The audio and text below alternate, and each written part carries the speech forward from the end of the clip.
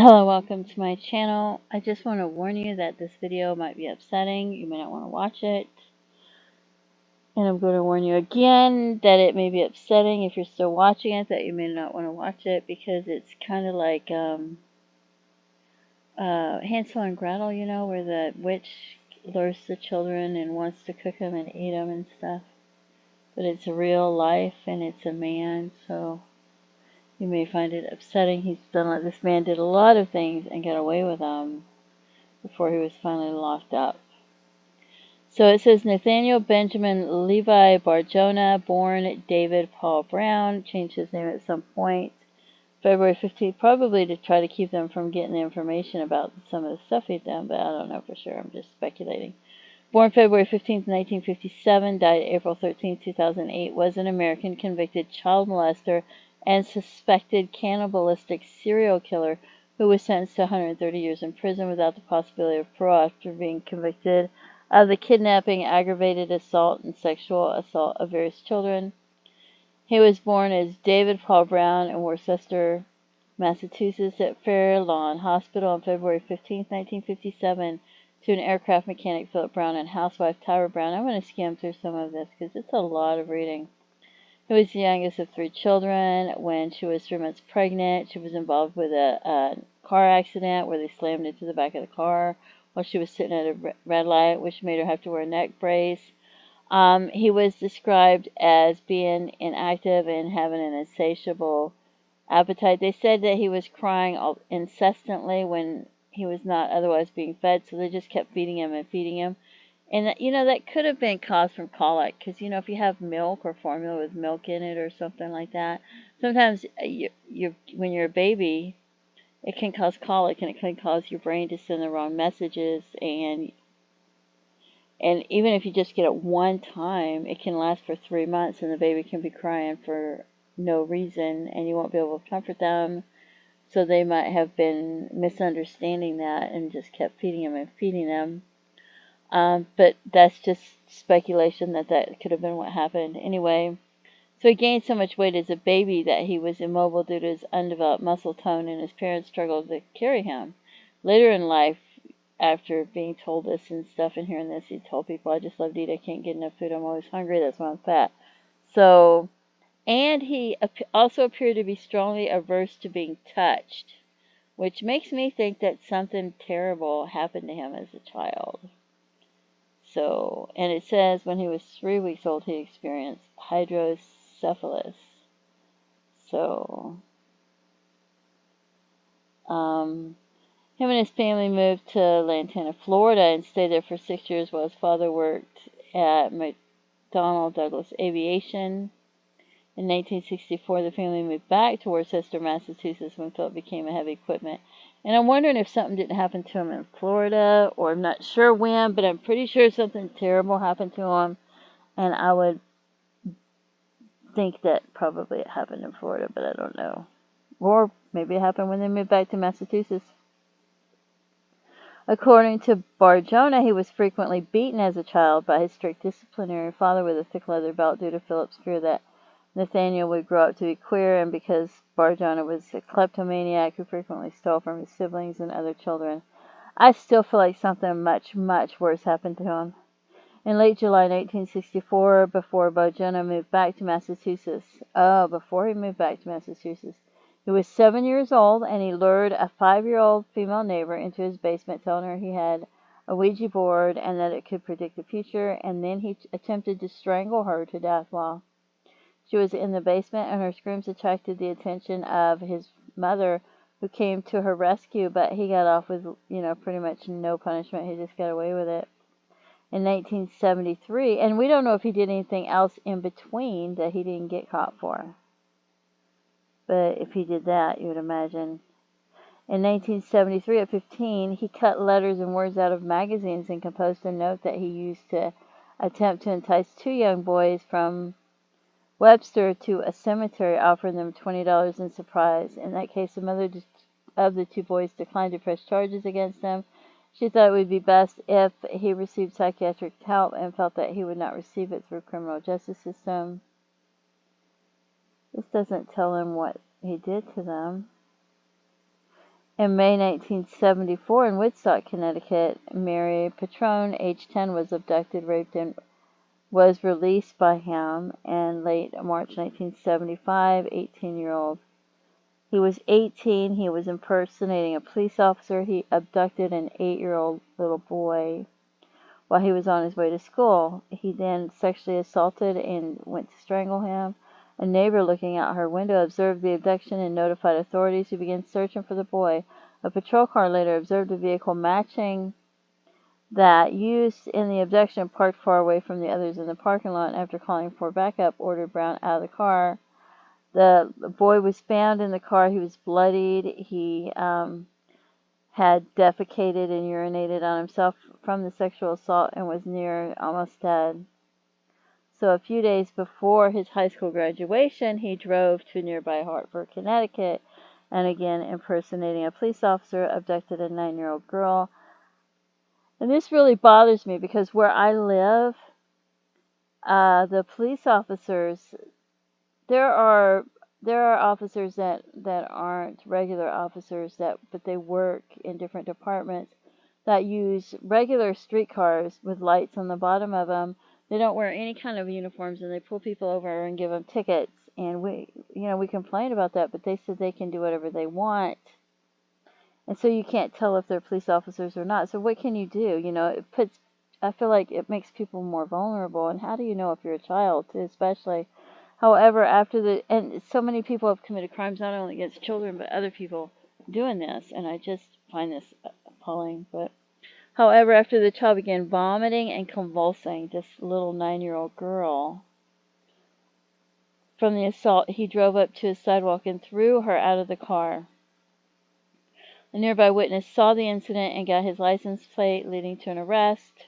The assault never got back to his probation officer, and he was released from parole in May of 1976 for his earlier abduction and sexual assault of the little boy. When his probation office period was over, he got a letter thanking him for his cooperation. Unbelievable. So, September 24th, 1977, he was claiming to be an FBI agent, convinced two boys coming out of White City Cinemas in Massachusetts, Shrewsbury. So this shows he's going different places to get into his vehicle. He took the boys to a secluded area. He handcuffed and tortured them. After jumping repeatedly on the chest of one of the boys, he weighed 375 pounds, and he was jumping on the chest of one of his little boys. He thought he killed them, then he drove off with the other one still alive in his trunk. However, the first boy regained conscience and managed to find help. Leading shortly thereafter to Brown's arrest, the other boy was found still alive in the trunk. For this crime, he was convicted of attempted murder and received the maximum sentence of 18 to 20 years at the Massachusetts Correctional Institution, but was later transferred and sent for observation to a mental hospital. And so they recommended that he just stay in there forever, I guess, right? But he didn't. He changed his name March 22nd, 1984. And then he tried to say that he was Jewish. It says, and you could pause this and read it, I'm just skimming it. And so then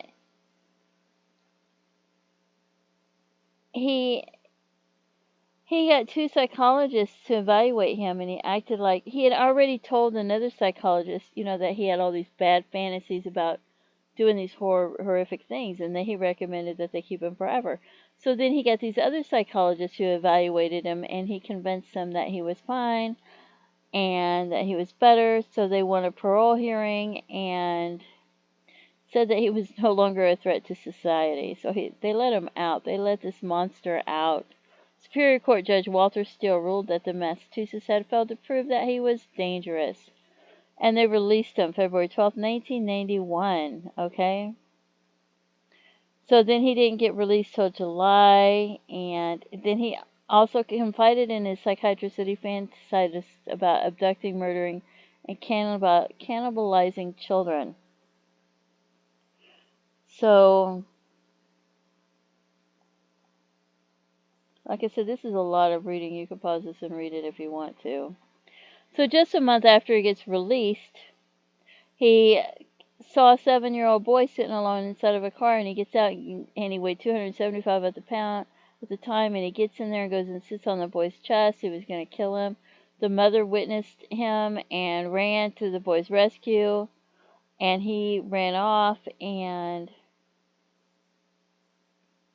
he was arrested, and he claimed he entered the car to get out of the rain, and then he later admitted he was trying to kill the little boy, and that was his intention, but they didn't put him back in, they didn't violate him for it, put him back in jail or prison or anything.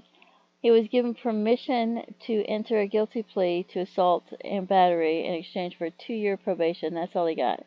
A slap on the wrist. Nothing happened to him. After all, knowing what a horrific person he was. And it would be fine as long as he would move to Great Falls, Montana to live with his mother. So they sent this monster to Great Falls, Montana, who had no idea this monster was even coming.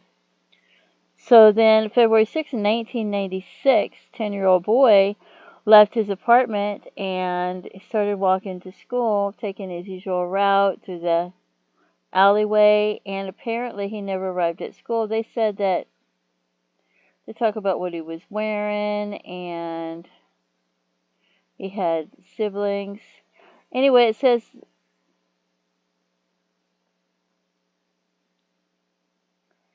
that there was an off-white 4-door car nearly ran him over.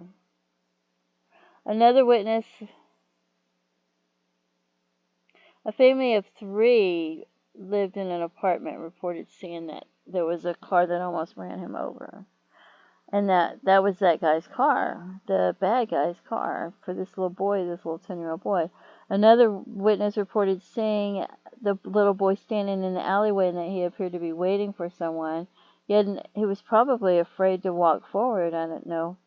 Another witness who lived near the end of the alleyway reported seeing him crying with an upset, obese adult male, that bad man, following a few feet behind him. But nobody stopped to try to help him or anything. A witness who personally knew Bar-Jonah, whatever name he's going by now, reported seeing him standing beside a dumpster in the alleyway at 7:15 a.m.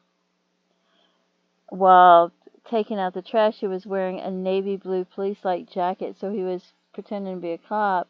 The same witness also reported seeing him enter the alleyway later, and that he was still standing beside the dumpster, so he was watching for this little boy. And somewhere between the alleyway cuts to 6th Street coming out, that little boy disappeared. And so they contacted his mother when he never showed up for school. And then they were trying to find him, and they were checking local registered sex offenders. But then they decided that because there were so many witnesses, I guess, they decided to try to search and find out if it was Bar-Jonah. And he lived with his mother. And he was denied access to the house. They got a search warrant. He had moved out of his mother's house December 13th, 1999. He was seen outside an elementary school for the 3rd time in a week. He was wearing a dark blue jacket and knit cap and was carrying 2 cans of pepper spray, a toy gun, and a badge. A toy gun. So he was impersonating an officer. They approved a search warrant December 15th, 1999. They searched his mother's house and his new address. They found 2 coats, one dark blue and another toy badge. In the pocket, a second toy badge, a stun gun, a baseball cap reading security enforcement. During the search, they also found a pulley on the ceiling of his kitchen. 2 albums with cutouts, photo albums with cutouts of children, a document about knots and bondage, and an article entitled Autoerotic Asphyxia. They determined that he had access to his mother's off-white 4-door car the day the boy disappeared, and that his mother and brother were out of town at a funeral. So he didn't work that day or the days there were a few days prior to that he didn't work as well. 2 days later, he was granted, they got another search warrant for any documents and photographic material. While searching his apartment, they found a list of 54 boys' names called Lake Webster, which were later identified as boys from his youth, and including 3 of whom he was convicted of abducting in the mid-1970s, and that little boy, that Zachary Ramsey, followed by the word died. Furthermore, dozens of newspaper clippings were found in his apartment about that little boy's case, as well as 3,500 photographs of children and undeveloped film containing sexual images of him and 3 unidentified boys. They also found a pulley on which a rope, a cord, or a chain could be connected. The pulley was attached to the ceiling in his kitchen. A former roommate described finding clothes in his apartment which appeared to match those of that little boy's was wearing the day he disappeared, in addition to bloody gloves. Another roommate claimed that the man sometimes spontaneously brought up that little boy in conversation once a few days before he disappeared, and another time when he said that Ramsey would never be found because he'd been chopped up and the parts scattered in different places. Investigators also found notebooks with seemingly arbitrary characters which were believed to be coded writing. With the help of the FBI, they decoded the notebooks, and it described him as torturing and eating children. There were recipes involving children's body parts. So it's finally July 5th, 2000. After all this time, they're going to charge him with kidnapping and sexual assault, as well as kidnapping and sexual assault of 3 other boys and the murder of Zach Ramsey. And he pleaded innocent, so he was prosecuted for the abduction and molestation of 3 boys and convicted of kidnapping, aggravated assault, sexual assault, including charges that he had tortured one of the boys and hung him from the ceiling. His mother, Ramsey, the little boy's mother that was disappeared, was swayed by his defense team to testify for them that she believed her son was still alive. So he didn't get convicted of that because she thought her son was still alive somewhere. And so during his trial, 36-year-old Mary Patron recognized him as a man who had abducted and assaulted her by dressing up as a police officer all the way back in 1874. And who knows how many people he did this to. They said some of the people might have been in Canada even. However, the statute of limitations had expired. He could not be charged with a crime. He was sentenced to 130 years in prison. He maintained his innocence up until his death. Montana authorities didn't even know he had a criminal record in Massachusetts. So activists were campaigning to force former sex offenders to register. December 2004, they turned down Bar-Jonah's appeals and upheld the conviction. He was found dead, unresponsive, in his prison cell April 13, 2004. He had been in poor health, and you can pause that and read it. And this mentions some of the suspected victims of his. And it talks about that he frequently traveled to Arkansas, Colorado, Florida, Massachusetts, Wyoming, Michigan, and Washington. And you got to think, the states he goes through when he goes to those different places. He was also investigated for possible crimes in Alberta, and I don't know how to pronounce that, in Canada, where he lived, Saskatchewan, I don't know, Saskatchewan. He lived there in the 1990s, and forgive me that I don't know how to pronounce that, and so there's different people. There was a little girl that was 7 years old, Janice Catherine Pocket. She vanished July 26, 1973 in Tulling, Connecticut. She was just riding her bike to go get a butterfly, and then they found her bike there, and they think that he may have been involved because he only lived like 20 miles from where that happened. It said he would have been 14 years old, but it was only 10 months prior to him abducting that other 10-year-old in Woodstock, Connecticut. So, does that mean so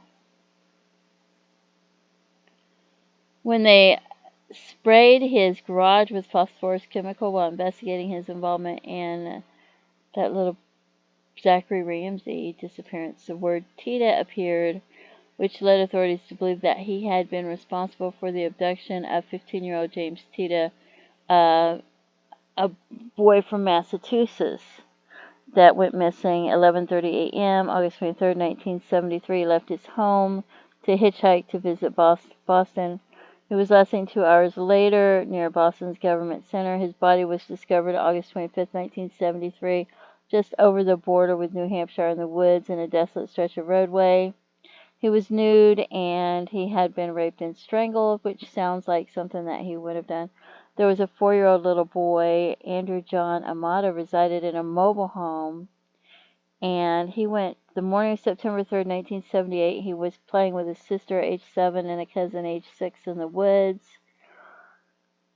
And he refused to leave because he couldn't get to his toys, so his cousin advised him to stay there, went back to the house to try to get help, but when they got back, the little boy was gone. So they're wondering if he might have been involved in that, or if some passerby might have picked up the child. Another case that was linked to him was 14-year-old Amanda Dawn Gallion on the morning of October 13, 1997. She left her home on a bicycle en route to school at about 7:15 a.m. and disappeared. So she was often mistaken for a boy. It said she lived in Gillette, Wyoming. And he arrived in Gillette on the night of October 12th, 1997, and she went missing the next morning. He stayed in a small motel on the outskirts of town and was back in his Montana residence the following night. Her bicycle was subsequently discovered along the side of the road off Interstate 90. So, and then there's the allegations of the cannibalism is mentioned, which is disgusting. He's got these recipes, and you can see that where it says French fried kid, little boy pot pie, lunch is served with patio with roasted child, barbecue, be some young guy. And it talks about him having one of those things that you grind meat in it with, it looked like human hair and everything in it. So, and it was disgusting, and that he had those barbecues and served people in the neighborhood after that little boy went missing. So it's pretty disgusting. And this one has a lot of articles, so I've zoomed in on it, and I'm going to scroll down so you can pause it and read it, but I'm not going to read it because it's just too much reading, and it looks like he's done a lot of sharing various articles that he found online. So I thought you might be interested, like I said, in pausing it and reading it here and there. I tried to read it earlier, but it was just so much. And some of it's repetitive. But see, it says, confession, accused of butchering a 10-year-old boy, feeding him to neighbors, won't face murder and kidnapping charges because alleged victim mother believes her son is still alive. So, she didn't want him convicted of a crime that she did not believe that he did, but I think whether she believed he did it or not, I don't think he should have been out to be able to do it. But it definitely should have been convicted of it. But when that psychologist said that he should have been locked up forever, they should have kept him locked up. They never should have released this animal. And I'm sorry, but I do feel like he probably went through a lot of suffering as a very small child. I can't help but think that he must have been sexually abused to be so angry and wanting to kill people at such a young age. You know, I could be wrong, but that's just my thoughts. Because you know how children who are sexually abused become so angry. So I just cannot believe this is so horrific. All the different things that he did, and he's just still walking the streets to be able to do it again.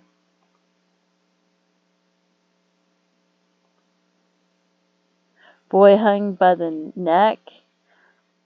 Investigators got their first glimpse of how dangerous he might be. This is 1999. A young native boy came forward to report that he and two of his friends had been lured to his home where he had been assaulted, hanged him by the neck until he was barely conscious, and masturbated by Bar-Jonah. Authorities says was scheduled to go on trial for that assault next month.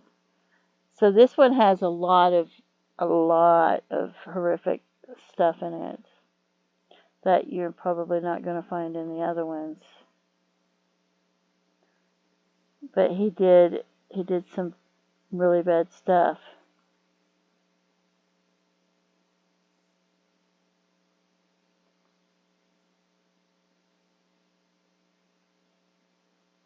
He should not have been out.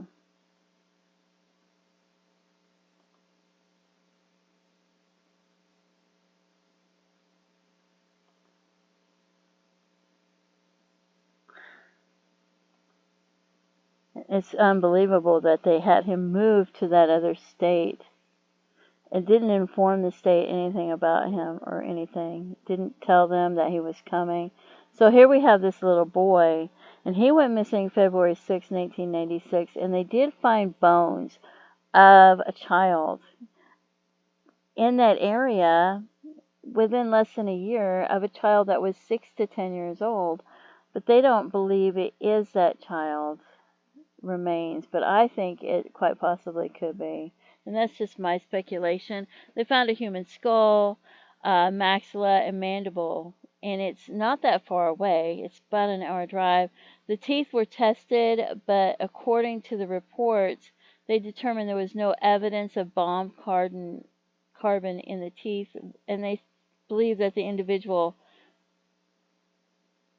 it was somebody that was alive before 1955, but I don't think so. I think whatever he did as far as maybe cooking the teeth or whatever he did may have had something to do with it. I don't know. There were strips of dark brown black braided hair near the body, and this is less than a year after that little boy goes missing, and it's not that far from where he went missing from.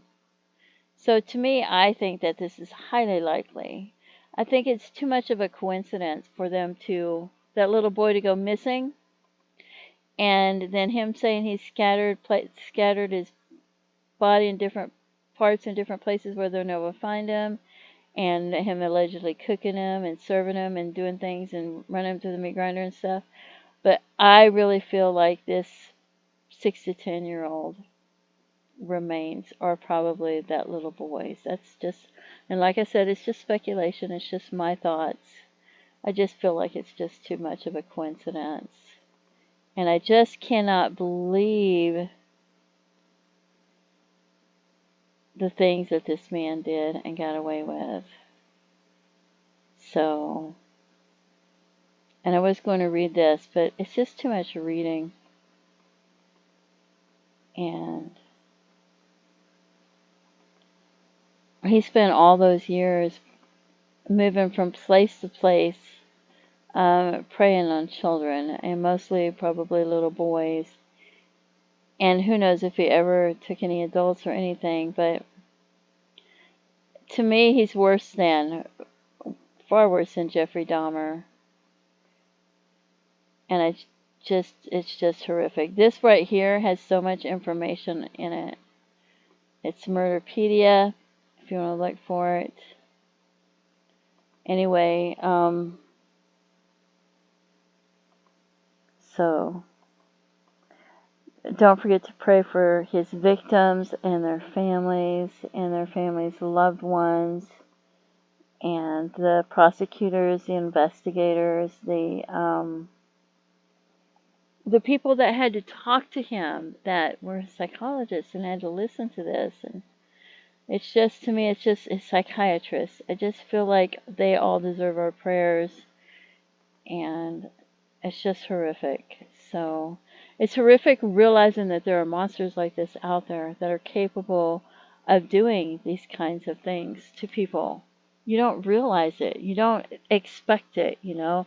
You think that, you know, if you live a few blocks from school, that, you know, your child's going to be safe walking to school, especially if you know some of the people in the neighborhood and you know, maybe you don't know everybody, but you know a lot of people. You think, oh, you know, my child's going to be perfectly safe walking to school and there's nothing's going to happen to them. So you don't expect something like this to happen. So it's just horrific that something like this could happen. So to me, he's just one of the worst monsters that I've ever read about or heard of. I can't even think right now. Maybe there is worse monsters that I've heard of because some of them make me have nightmares. Um, Ted Bundy and things like that. I have nightmares. You know, sometimes I think about some of the people and the things that they said about him and what they said and how they suffered, and I have, you know, bad dreams. So. And to me, he's worse. He's just worse than. I just can't even imagine anybody being worse than this. But maybe there is. And I'm just not thinking of him right now, you know. Maybe I've read about him and they're just not coming to mind right now. But just reading about this is just horrific. Anyway, feel free to leave comments, and I don't know if you've ever heard of anybody like this or any kind of a monster like this or anybody doing things like this and getting away with it and just being out in public where they could do it again, you know. So feel free to leave comments and have a blessed day. Bye-bye.